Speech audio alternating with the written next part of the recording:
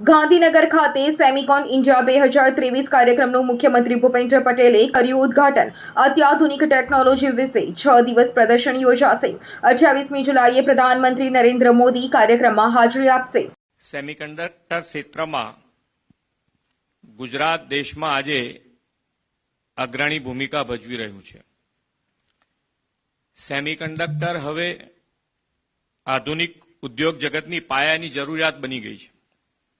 એમાં electronics, telecommunication, automotive, healthcare સહિત ઉદ્યોગમાં સેમિકન્ડક્ટર મહત્વની ભૂમિકા છે।